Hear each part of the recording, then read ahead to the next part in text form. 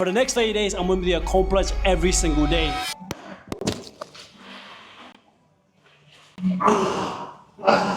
Oh, bro.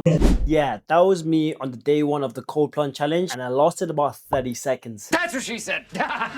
And yes, it's still somehow longer than I lasted my last girlfriend. I couldn't go longer. But let's be real, cold plunges are everywhere right now. You've seen the trends, you've seen the reels, and you've heard the claims. There's reduced soreness, improved focus, better mental health, and this feeling of being an alpha male. If you're a girl, alpha female. So I did what any normal person would do and jumped into freezing water every day for 30 days straight. But before I tell you what changed, here's what cold exposure actually does to your body and why most people can't go more than 30 seconds, and for a good reason. Here are the 4 stages of cold exposure. Stage 1, the shock, lasting between 0 and 2 minutes. This is when your brain thinks you're under attack, heart rate spikes, and you make noises like this. God, it's cold. Oh. Welcome to cold shock response, where most people bail. Stage number 2, the focus, between minute 2 and minute 3. This is when your body starts adjusting, blood rushes to protect your core, your hands go numb, but mentally you start to feel clear. Which leads you to stage number 3, the high, between the 3rd and the 5th minute. Now you're shivering, but this is where the magic happens. Flood of endorphins hits your brain and you feel incredible. Can't stay for too long because it can lead to stage 4, danger zone, which can start between the 5th and the 10th minute. Staying too long, you risk hypothermia, confusing, fatigue, and your legs may look like this. It looks like I had the surgery, look.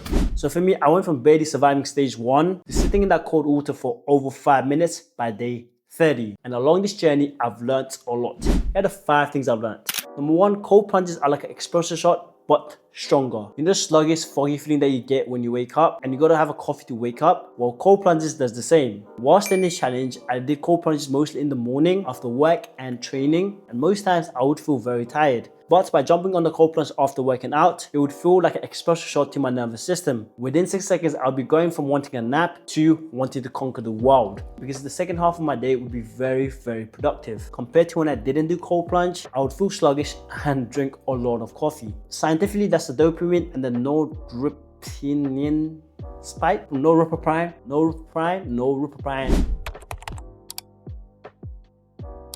Norepinephrine. Yep, whatever you said. It's basically the hormones that regulate your motivation. To sum it up, cold shock improved my focus and increased my motivation with work. Now, second thing is not to cold plunge at night.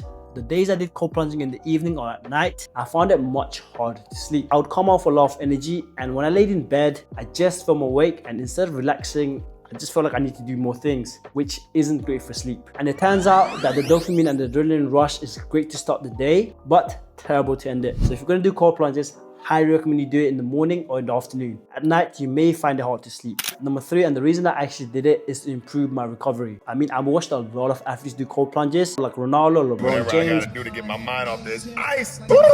So I wanted to recover like them so I can go harder in the gym. And cold plunges helped a lot with my recovery, especially after like a hard workout, like a leg day, where the next day your legs are barely working and you're super tired. By implementing cold plunges, I felt less sore and my muscles recovered faster, which meant I could work out better and harder for my next workout. And this is backed by evidence, as cold plunges help reduce soreness and inflammation by increasing blood flow and flushing lactic acid, and I highly agree with that. Number 4 is that it gave me mental resilience. So when you do jump into a cold plunge, your mind and body says, no, get out. It's cold, it's bad, what are you doing? That's what your brain is telling you. But by exposing yourself, that's very hard and is against your survival. I started noticing that I'm less reactive, less stressed, less anxious, and just more in control. So when a problem did arise, I just felt more in control and much more calm than I normally would be. And yeah, science also backs that up, because cold exposure activates the prefrontal cortex, reduces cortisol, and helps you regulate stress better.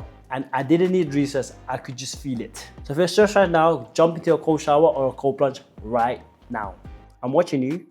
Number 5, and very similar, is that it gave me a reference point for strength every single day. And I think the reason is because I'm doing something hard on purpose. So when I got that painful feeling in the morning, everything just felt easier. Let's say there's a lot to do throughout the day, or I see a pre-girl and I want to talk to her and I procrastinate and hesitate, I could just step back and say, I need cold plunge in the morning, which felt like I was gonna be on the live. If I can do that, I can definitely go throughout the day and I can definitely approach that girl. So what I'm trying to say is that it's a reference point of doing something hard and just being in action mode. Like, you just go do it, because the cold water doesn't get warmer. And I've talked to a lot of people that do cold plunges regularly and they say the same thing. It's gonna give you strength to do really hard things. And this is just the bonus and a bit weird, is that when you start doing this regularly or on like day 14 or day 15, you actually start to crave the cold and look forward to doing cold plunges. Feels fresh and all the good feelings that you get after doing it. Kind of like when you don't want to do a workout, but you go work out, and when you come off it, you feel so good. And next time when you don't want to train, think of that good feeling and you just go work out. It's the same thing with cold plunges. It's quite addictive, but in a good way. So now, how can you build a cold plunge tolerance? First thing you can do is just start small. So start with 10, 15 or 20 seconds. Jump in, jump out, breathe, take a rest, jump back in again, and repeat the process 3 times. And next time you do, you can do 30 seconds, 45 seconds, then a minute, and slowly build this up. I would say the goal is to get around 3 to 5 minutes, because after that the benefits start to stall. So it's not really worth it unless you want to see how long you can stay. And also, don't overdo it. You don't have to do cold plunges every single day like I did. I just did it for the challenge and the fun. The gym I went to was very accessible, but you can do this 2 to 4 times a week and it's more than enough. And again, I recommend you do this in the morning or the afternoon. And that's it, to be fair. Hope you guys enjoyed this video, and I highly recommend you add cold plunges to your routine. And I'll see you guys in the next video. Let's get it.